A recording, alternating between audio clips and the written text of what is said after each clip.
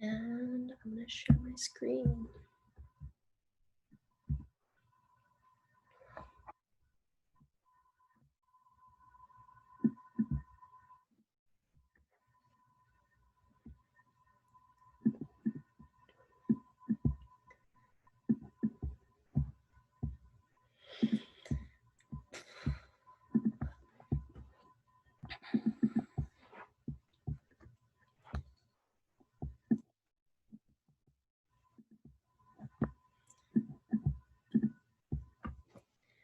Okay, welcome to National Park Service Day 1. I appreciate signing up and I hope we can learn about parks and history of the National Park Service. Can anyone name any of these parks?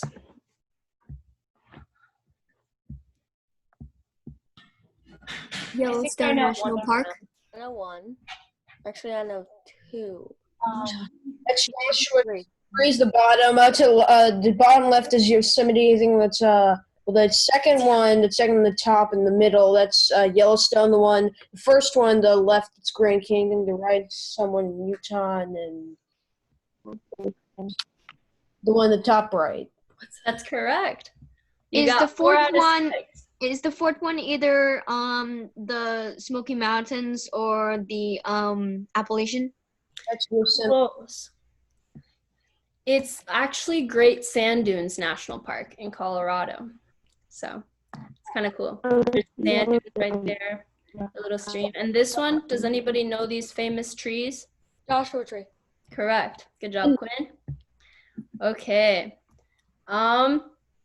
Would anybody like to share a little experience of a park that they've been to, what they've done at the park? Something like that. Well,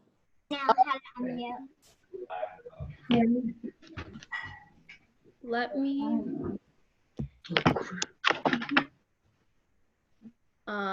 Davis, I see your hands up. I've been to Joshua Tree. I've been to Mammoth Caves. Did you like them? What was it?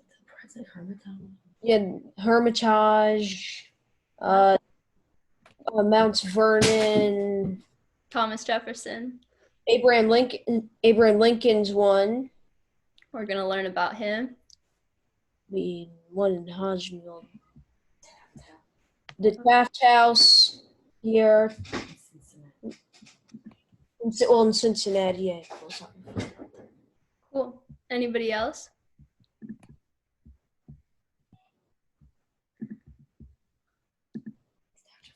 Can I go? Sure. I've been to Ridley Creek State Park. I don't know if some of these count, but I've been to Gettysburg and Valley Forge. Yes. I've been to some in North Carolina, but just don't exactly remember what their names are. I've been to the one Chimney Rock. Okay. Where's that? North Carolina. Nice. I'm pretty sure. Okay. Well, I'm glad you guys have been some places. So to start out, Niagara Falls is a place in New York. It's right on the border between the US and Canada. And it was not a national park. It kind of developed like willy-nilly. They didn't really have rules, so they kind of did whatever they wanted with it. As you can see, there's like skylines like right there, like a lot of city.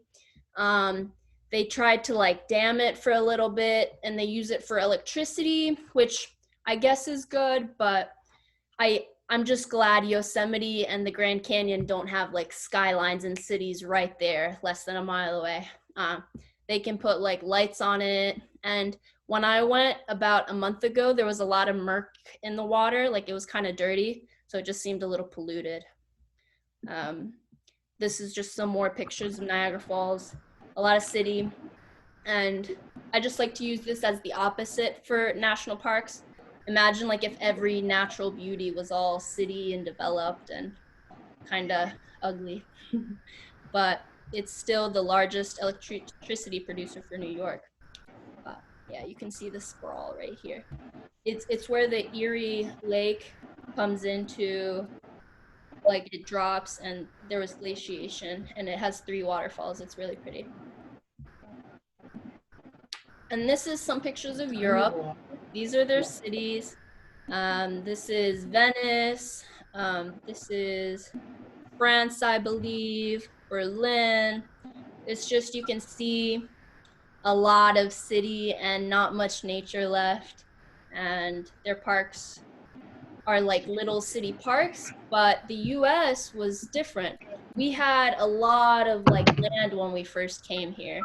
The Native Americans who lived here didn't have high technology, so they didn't like tear down a bunch of trees. And Europeans discovered it in 1492, and then we didn't even know what the West was like. So we had to send people out in the 1800s to go discover that. Some people thought there was so much land that it would never run out, like it was an inexhaustible. Oops. How do I go back? But it was inexhaustible. Muir, a philosopher we'll learn about, says the whole continent was a garden, and from the beginning it seemed to be favored above all other wild places, gardens on earth. I can't read the bottom. This lady here is Manifest Destiny. That's like the idea American had to go westward to explore the continent. And these are just some pictures of the night sky, like from above. You can see India and China's pretty populated, Europe's pretty populated, and so is the US, but out here, out west, where there's a lot of the national parks, there's like darkness and not that much light. Okay, I guess I said it. Does anyone know who this guy is? Abraham Lincoln. Correct. So he Just, was you're the first, smart. You're smart. You said say that. yeah, he was the first He's smart. person to actually protect Yosemite. It's a place that he'd never been to, and he protected it that it should be held for public use, resort, and recreation, and that it should be inalienable for all time. So inalienable means you can't give it or can't take it away. And this was the first step in eventually making it a national park. And it allowed Yellowstone to become a park, what's that, like, to 8 years later. But then the state of California didn't take that good care of Yellowstone and Mariposa Grove. Muir said they were lackluster negligence. So there was pressure to get it pushed to the federal government, like the country, to take care of it instead of just the state of California. So What date did he die? I want to know that. Abraham Lincoln was assassinated in Ford Theater. Let's look it up. I think it was 1965. That's crazy. April 14th, 1865 by John Wilkes Booth. April 14th, 1965. Okay. Thanks for Yeah, being that was a long time ago. At Ford's Theater, Washington, D.C. And then John Wilkes Booth, I think, was like caught later somewhere, and they killed him too. Oh, crazy stuff. These are some shots of Yosemite and the big trees, which we'll learn about. So the railroad during this time had a big influence on people being able to get out west. Oh yeah, I learned about this. Yeah, some railroads, instead of just getting one point, they tried to start selling like the trip, like it was pretty along the way, so make it pretty. And then this is like an iconic picture, the East shaking hands with the West at the last rail. I believe that's in Utah. This is the Amtrak train, a more modern picture. So Yellowstone was the first national park. Can someone read what it says right up here? For the what the hell? For the Enjoyment of For the benefit and the enjoyment of the people, I think it says. No. Yep. Yes, of people. So of the people is a really important like principle for the national parks. It's kind of like American, like it's for us, it's for the public, and it's for everyone to enjoy for generations. And there was a lot of debate before this. Some people didn't want it to be a national park. Some people wanted it to have their land.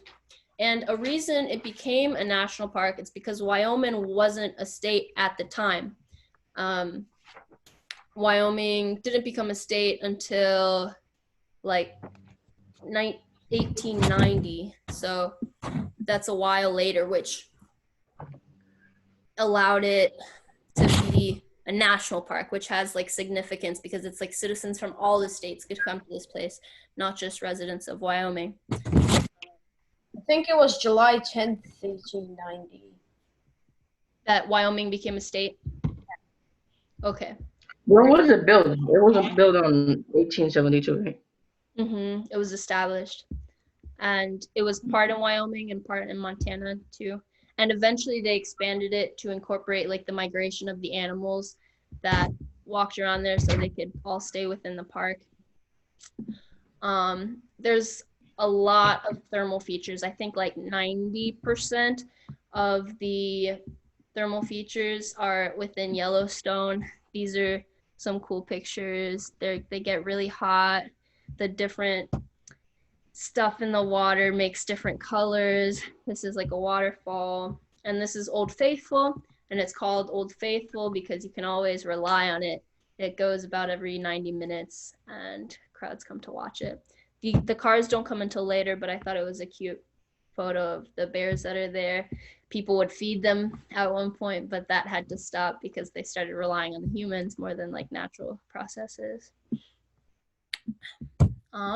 So John Muir was a American naturalist. He was actually from Scotland,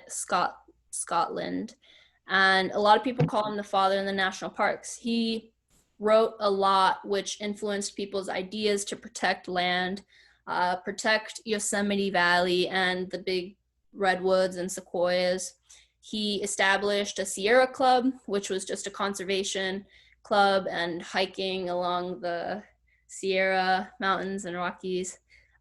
He was the first person, or one of the first people, to believe in glaciation and like that's what caused Yosemite Valley. Some people didn't believe it was glaciers. They were like, how can a piece of ice actually dig into the land so much? And he also fought against the damming of Hetch Hetchy, which is like a valley next to Yosemite. And unfortunately, it did get dammed. And I think that really hurt him. He was sad to see it go in. And this is a picture of him with his wife and daughter and another child. Yosemite actually means killer in like the native Indian language, and because they were driven out by a tribe, by the Mariposa Battalion, and it was called something else by the people that were there, Ahwahnee. So this is a quote by John Muir. He said, "God has cared for these trees. He has saved them from drought, disease, avalanches, but he cannot save them from fools. Only Uncle Sam can do that." So he means these trees have lasted for forever. They've withstanded natural things, but there's a lot of people coming in just wanting to cut them down, and only the government and only the United States can stop them. And there's two different kinds of sequoias. There's Sequoia dendron giganticum, which are the really big fat ones, and Sequoia sempervirens, which are the tallest trees in the world, and they're also called redwoods. And beneath these trees, there's ferns, lilies, and this little flower right here is rhododendron.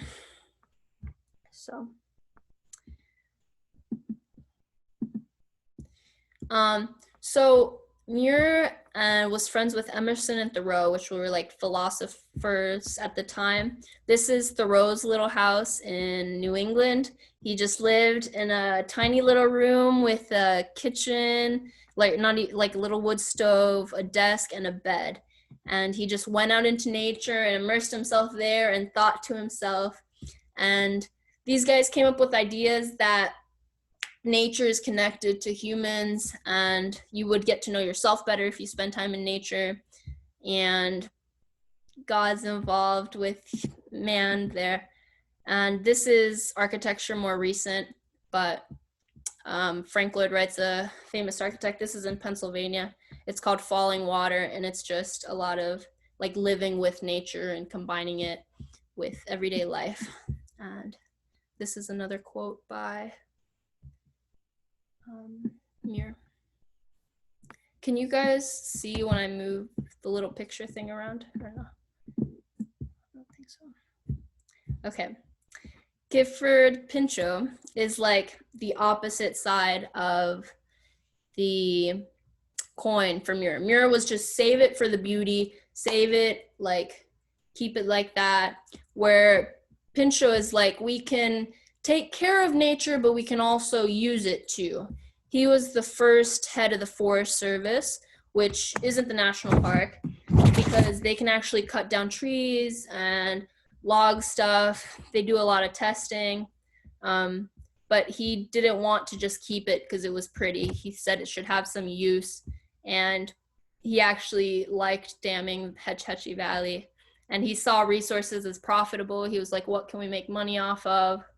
Which is okay to an extent, but if we let that take over, a lot of trees could be killed and stuff. But he just saw it as like planned use and smart use rather than just keeping it the way it is. You can use it and cut it. So Crater Lake was another early national park, and it was established in 1902. It's in Oregon. It's the deepest lake, and this guy named William Gladstone Steele was reading his newspaper that he used to wrap his lunch, and described like a beautiful lake in Oregon, and he was like, I'm gonna visit that one day. So 15 years later, he made it and petitioned to Congress to make it a national park, a lot, and it took him 17 years of hard work and dedication, and then it finally became a national park. And it's just like certain people like that make these things happen, which is good. And then he got to be in charge of the park and until he died. And it was created with a volcanic eruption. You can kind of see, like, pretend that was the top of a volcano and it just like explodes off. And the reason the water is so clear is because it's filled with snow and rainwater rather than other stream water. I think you can see like a quarter, 50 foot down or something. It's so clear. You can swim in there. There's like one way to get through it to it safely. They allow fishing. I was surprised. And there's a boat tour that is provided by a park ranger. And they also do research on the lake and with biologists and just a bunch of fun jobs if you're interested in that kind of stuff. So Muir is the guy that we talked about who didn't want Yosemite to become another Niagara Falls. He didn't want like a big hotel right there, and he wanted to protect it. And Teddy Roosevelt was the president at the time, the 26th president, and he actually wanted to go to kill a cougar in the area, and Muir told him, when will you get over this infantile need to kill? So he was kind of making fun of like the whole hunting thing. So they were like with a group at first, but then it was like planned secret that they would like stay behind, and it just ended up being Muir and Teddy, and they slept under the snow one night, and I guess they talked a lot about the national parks or like ideas of keeping land and protected for future generations. And after the trip, you can kind of tell that Muir rubbed off on Teddy Roosevelt because he was using the religious like voice. It was vaster and more beautiful than anything built by the hand of man. And I think he's talking like the forest and the grove all around him. So this camping trip was really essential. The national parks might not be what we know them as without this. And this is Was he a bad guy, like a very bad guy? Who was the bad guy? The one that you just talked about? Teddy Roosevelt? Yeah. No, he was actually really good. He kind of liked nature and he liked it. He thought there was not gonna be anything left to hunt, so he kind of wanted protected it. So he had his own reasons, but I think this trip changed him, and he just ended up liking parks a lot more and the beauty of it all. And so Teddy Roosevelt, this guy, he went back to DC. He was the president this time, and he made some changes. This is Mesa Verde in Colorado, and it's like a ancient cliff dwelling for native peoples. And there was a bunch of cool artifacts and tools and even like mummified human bodies, and they were just taking it all because there was no laws at the time to keep them from doing that. So in 1906, Teddy Roosevelt signed into legislation that anything of historic and scientific interest, he could designate it as a national monument. Easy, with just a signature. There was no need for congressional approval or anything. And he did the Badlands, Mesa Verde, and this was like the first protection of cultural and national resources in the US. And so this is more Mesa Verde stuff. I actually went here, and you can climb along these ladders. And the people associated with protecting it was the Colorado Cliff Dwelling Association, which was actually a group of women. And it was Virginia McClurg and Lucy Peabody. And they wanted to protect it. They wanted to keep this stuff from leaving, but eventually there was a split. Lucy McClurg wanted it to be a national park, where Virginia wanted to like keep control of it and make it a state park under the Colorado Cliff Dwelling Association's power. So it ended up being a national monument with Teddy Roosevelt signing it into action. And this was a Swedish guy who came to the desert to treat tuberculosis, like a lung disease. And he tried to send 600 artifacts back home to Sweden. And he's like, I can do this. There's no law keeping me from doing it. So, and that's when people were like, hold up, we need to get something to do that. And that's when Teddy Roosevelt came into action.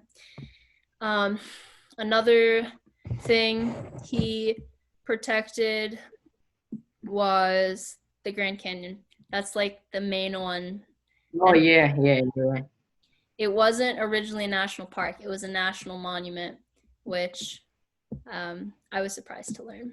And he says it's a natural wonder which has been absolutely unparalleled throughout the rest of the world.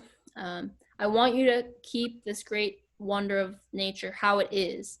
I hope you will not have a building of any kind, not a summer cottage, a hotel, or anything else to mar the wonderful grandeur, the sublimity, the loneliness and beauty of the canyon. Leave it as it is. You cannot improve on it. The ages have been at work on it, and man can only mar it. President Theodore Roosevelt.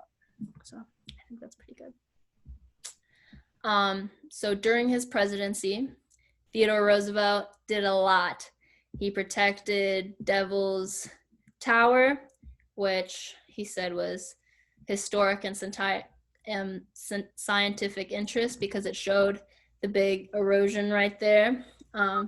He protected Wind Cave, I believe, and this is the petrified forest.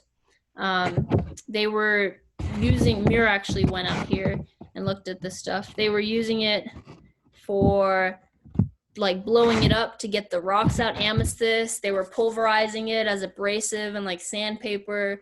They were making tables out of it. And these pieces of wood are like 2,000 years old and just like beautiful. And so it's good that he protected it and put a stop to it. And now there's actually something that could keep people from doing that. This is the Gila Cliff Dwellings, more old sites. It's kind of cool how they're in there. And this is Montezuma Castle, which is within the Wallowa. And yeah, this is Crater Lake again, which he protected with his antiquity. He signed into action. That was one of the national parks which Teddy Roosevelt had with the help of that other guy. And this was what Muir was against. So this is Hetch Hetchy before it was dammed. It kind of looks like Yosemite. It's pretty close. It's comparable in beauty. And this is after it's dammed. The dam is still a water source for San Francisco today. I honestly want to make a proposal saying, like, let's drain the dam. We can get it back to the way it was. Like, I guess it's kind of pretty with water, but it's not natural. Muir fought like a lot of people on it. And the final straw that made it go through was there was a Great Fire of San Francisco. You might have heard about that. And they said if we had enough water from the dam, we would have been able to stop the fire. So then they were like, okay, let's do it. And President Roosevelt was on time, and Muir was writing him, please don't do it. This would be as bad as damming like Yosemite itself. And he writes, instead of lifting their eyes to the mountains, they lift them to the dollar. They're all about the money. We might as well dam other things, for no holier temple has ever been consecrated by the heart of man. So just, he didn't like it. I got through this PowerPoint quicker than I thought I would. And let's break out into rooms and talk about one of the parks today, maybe, or just like why protecting land is good, why Niagara Falls wasn't the greatest thing. Stop share, there we go. Okay. Breakout rooms. Okay, here we go. So just talk about national parks and what they mean to you.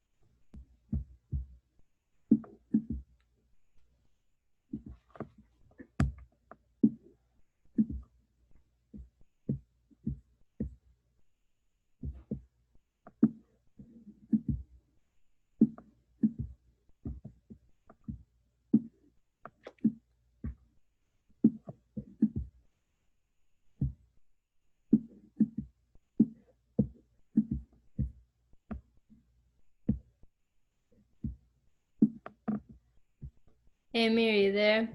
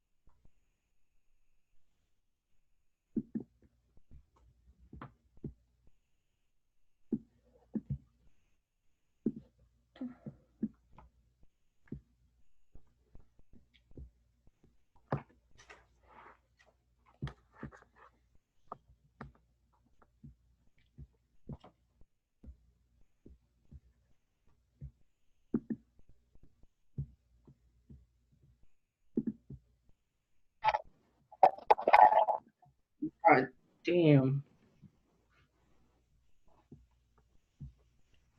Was that okay? Hello? How was that? It was we didn't talk that much because we just started talking, so we just talked about like I told him like how else he feel about national park. He said he feels great with like national park. Joe? It was just mainly an awkward silence. Really? Yes. Yeah. That's Mhm. not good. I was worried. Well, it's like some people talk, and then most of the time there's only one person talking, and then that's it. Mhm. Yeah. Yeah. I was- didn't really hear what you told us to talk about because it was kind of laggy and I didn't really hear what we were supposed to say. Yeah. Same here. So when Teddy Roosevelt made the Grand Canyon National Park, actually some people said that he'd overstepped his authority and that there was no way that he could do that because it was such a large piece of land. But now any Arizonan, I think, would tell you that the Grand Canyon is a good thing. And that if any American has the chance to go travel to see it, they should go see it. So that's a good thing. And as we can tell, it's like certain people are passing some laws and stuff, but it's also like the public putting pressure on them to get this stuff pushed through, get this stuff done. So it's kind of democracy in action, like the will of the people being worked out with the parks. Unfortunately, I think entrance to the Grand Canyon is like $35 and Yellowstone might be like 45 or something, which is kind of high. Like if you're not that rich, is it really like for everyone? Can everyone go to it if it's that expensive? But it's at least there. It's a sight to see. I get why they charge so high if it's like super nice. Exactly. You don't want like so many cars going through it that it wrecks it. Like if it's totally cheap, they'd have too many people as well. And that's like a point of debate, like how many are more people helpful or are they harmful? And we'll see that in the next class too. Let's see. What else can we do? Does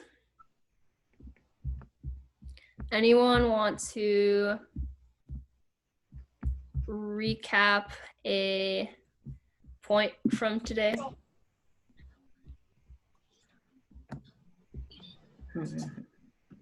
Like a historic point? Sure, I'll go. Okay.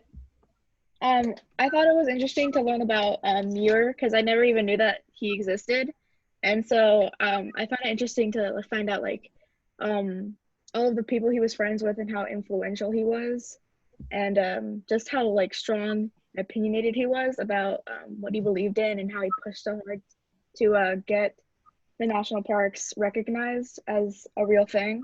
And so I just found that kind of interesting because I swear I never even know that he was like a thing. Well said. Good stuff. Yeah, I've actually learned a lot myself preparing for this class, and I'm teaching another one to Chinese high school students. So Oh, that's cool. yeah, so that's why the syllabus might be a little weird, but I learned a lot about Muir myself. And if you guys have PBS, there's a national park video on it. They do like 6 long episodes that go really in deep on the national parks and Muir a lot. Does anybody else want to share? Yeah, I never knew that Teddy Roosevelt protected any land or John Muir ever met with Teddy Roosevelt. I knew that Muir existed, but I just didn't know that that happened. Yeah. And then after that camping trip, like they became friends and they talked a lot, and Muir kind of became more popular. The more he was in Yosemite, he'd give like personal tours to people and they'd like know, and he could write the president, which was his friend, to have influence. Arav? Yeah, sweetie, put your socks on. So, like, I knew about the Antiquities Act before today, but Yeah. I didn't really know what it was, and that like it let a president set aside land from like so that like it's just saved from humans. Yeah, that's really important.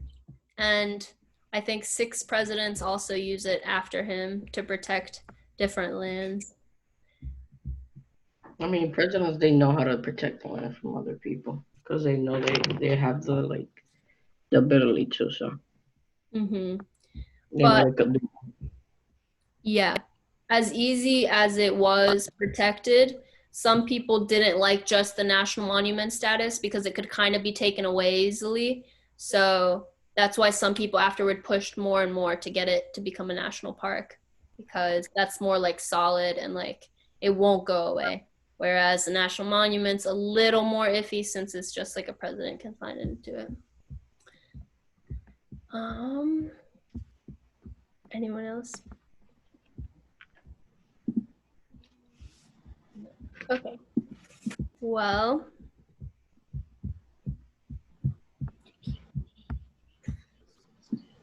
would it be bad to end class early? It's a little I too. mean, if you want to, you're the teacher. If you go. I have a question about the assignment that you posted on the ed. Sure. When is it due? I think I'm gonna sign it Thursday, and it'll be due like next Tuesday. Okay. And I might change it a little. I said like a essay thing, but honestly, if you could just do a paragraph or a paragraph or two to explain like a cool fact about a national park or a cool experience you had. But then when did you send it? Because I don't got it. When did you send it? I'll Did post- you send it? I'll post a new thread for it.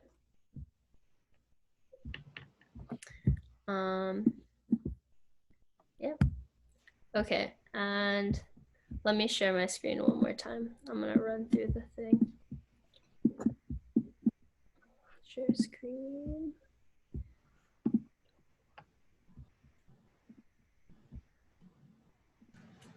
So this is Arches National Park. I stood under that. Someone already said that. And it's just kind of like a certain part of the world where those arches are plentiful. Like it's kind of rare for that to happen, right? Like a huge structure of weight to support it, and that. And then Valley Forge was, Quinn had been there, and it was where they kept during the Revolutionary War, they stayed there a winter, and Washington was in charge. And this is Glacier National Park, I believe, in Montana, and it's really pretty. And this is Okefenokee National Park, which was a more recent park to become protected. Swamp.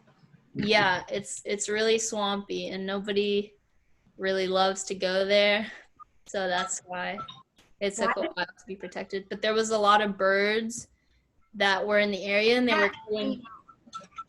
Let me see. I see a girl with her hand raised. Yeah, go ahead. Everywhere. Where's the assignment? I'll post it as a thread. Don't worry about the assignment quite yet. And yes, you with your hand raised. I can't see the names on here. Why is You it have to talk to be able to, yeah. You have to talk to be able to see their name. Go ahead. I don't get it.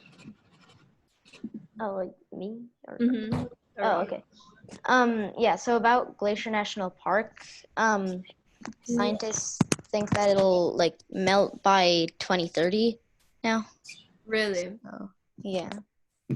Yeah. The global warming is like an interesting topic. there are a lot of cars and pollution, which can't be good. But there's also a lot of stuff that technology has done, which has helped. Like there's a lot more greenery and plants and stuff sucking up carbon too. Like I live in Arizona and I drive by and there's like forests of pecan trees, which wouldn't be possible without modern technology like watering and irrigation. But we'll see if the glacier's gone by 2030. I hope not, but yeah. And the Niagara Falls again. I think I talked about that enough. Yeah, have any of you been to Europe? Yes. No. Kinda. Was it a lot of city? Yes. Yes. Yeah. So, yeah.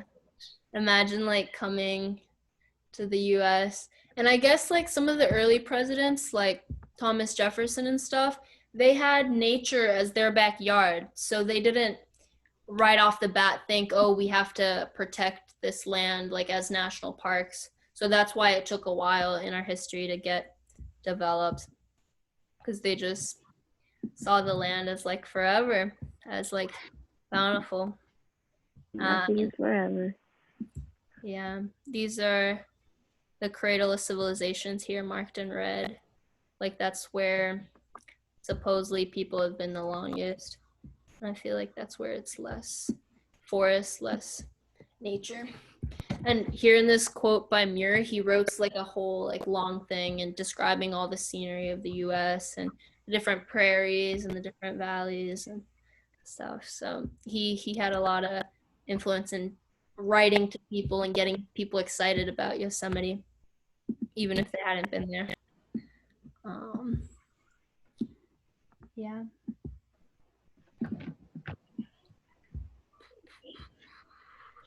We did this. Near this point in Utah, there's also a jetty, a spiral jetty, which was done by an artist, and it's just like salt, which goes in a circle in Salt Lake City. Kind of cool if you ever get to see that. Was Wyoming a state at the time when Yellowstone became a national park? No, it wasn't a state yet. So that's important. Where was Muir from?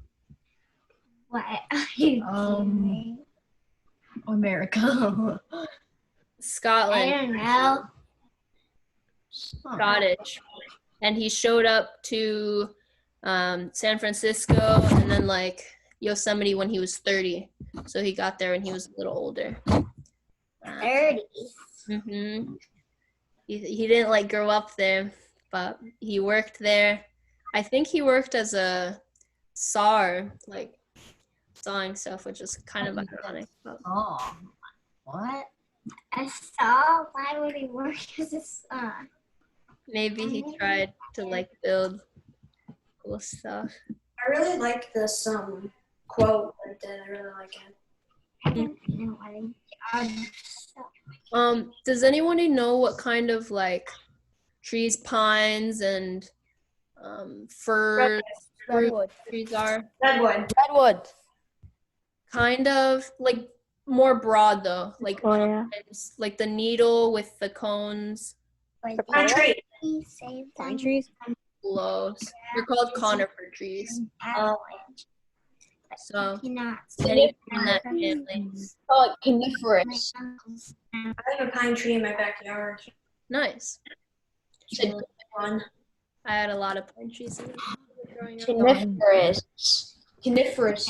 It's just Conifer. And between these two trees, they're in like different areas with different levels of like rainfall. I think the taller ones, drier climate, and their leaves and like are a little different. One's more flatter like a cedar, and the other one's more pine. it's such a great grass. I like this one. Go quietly alone into nature and no harm will befall you. So it's like go out and explore, you'll be fine. kind of nice. So transcendentalism is the idea behind it all. And then this guy, Gifford Pinchot, was the planned use and renewal guy. He wanted resources profitable as money making. He didn't just want it. Did he change Niagara Falls into a electronic place? I think he was after Niagara Falls had already been developed. Oh. But I think he liked that they were using Niagara Falls for hydroelectricity and stuff. These trees they were cutting down and like selling to other countries for like cheap wood prices, and Muir was like, you shouldn't do that. Yeah. The Forest Service is under the Department of Agriculture, which the Department of Interior is separate. The National Park Service got established in 1916 with its own department of itself, Interior, where this is agriculture, so it's different. Can you go back to slide 14 for a second? Yeah. One more back. This one? Yep, thank you. I'm good. And yeah, Crater Lake again. How's it built? So did the volcano like sink into the ground? I think it blew off. It blew off. Mm-hmm. Like fell apart or something? Like, Mount St. Helens. yeah. Like it erupted and it blew the rock away and stuff. And then it left a hole for snow and rain to fall into. So kind of cool. Here's a quarter by Oregon. Crater Is Lake. that the Crater Lake? Yes. Did they still make the quarters? I'm not sure. This is It 2005. was pretty old. It's a cool quarter. Yeah. I don't know. Like it's not. What- Would any of you like to be like a environmental researcher to study like what's in the water and stuff like that? I would like to study how glacier melting affects the ocean. That would be cool. That would be cool too. I think Muir would like you doing that. He was a big glacier guy. So yeah, this was this trip again. That wasn't a turtle bite. The day after, Teddy was like, "This was the greatest day of my life." So you can definitely tell it like impacted him a lot. And he like went back to Washington D.C. and was like, "We have to do something to protect all of this." You made mistakes. And Then you stop.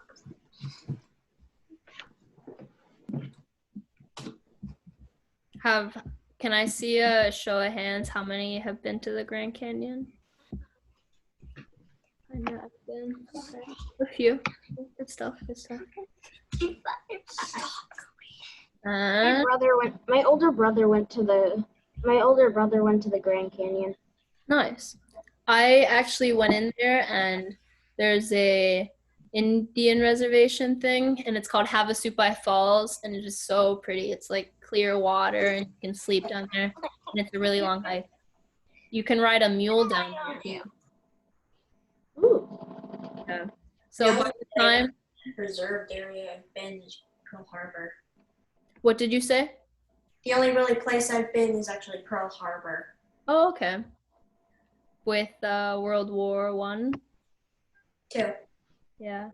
So Teddy Roosevelt did a lot. He protected World War II. World War II, my bad. Yeah. 230 million acres of public land, which is a lot. And a lot of forest, federal bird reserves to keep like aside. 4 national game preserves. I guess that's for hunting, like just like Let go of my hand. Speaking parks. of Roosevelt, maybe it's the next slide because it shows it on. Can you go to the next slide? This is Mount Olympus too. The next slide, this one? Yeah, or no, keep going. The one before, maybe? You know, with the arch, Oh, Yellowstone, that Different moves side. back. oh, that was pretty far back. Yeah. Back on it. That's I saw it said it was called Roosevelt's Arch. Okay. That was the Yellowstone one? Yeah, like where it's like making progress. That's the Roosevelt's Arch. Nice. And this is the Hetchy Reservoir map. It's right by the actual thing, like it's kind of near the park itself. So we should petition to have the dam busted maybe. And we recapped points from today. Okay, so wait, if we were to actually physically think about destroying the dam, what are the pros and cons of destroying the dam? The cons would be San Francisco would get mad because that's where they get their water from. We'd maybe have to get water from the ocean or something, work on desalination technology. The pros would be we could restore it to what it was before and what John Muir didn't want destroyed, and it could be more like Yosemite Valley. There's definitely a lot like to take. There's probably fish and like its own little environment in the dam itself now. So Wait, would anything get flooded if the dam were to be destroyed? probably like the water would probably rush down the valley and the water would go elsewhere through the US. Could send a tidal wave. Yeah. So instead of like busting it, I honestly like the idea of like busting it, just like blowing it up, but it's probably more practical to just let it open and go out more slowly. Yeah. There's a lot of vested interest there, so it's tough stuff. If Muir couldn't even protect it, it'd be hard. But yeah, he died of like a stroke, Muir, pretty soon after, and then they finished the dam. So yeah. And okay, great first day. Thank you guys. I will see some of you Thursday. I got another question. Okay. The dam, if they just made the dam go off into the land on the San Francisco fire, it just destroy it more. It'll knock, and then it'll knock down oil that makes more fire, and then all that can happen. So you're saying the dam for the fire wasn't a good reason? No. Yeah.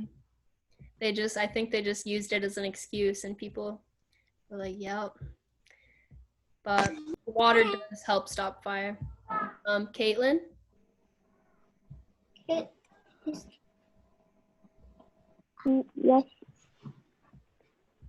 Is your hand raised? That might be No. Lauren?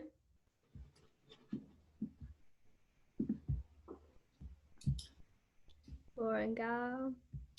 Okay, I'm gonna stop the recording.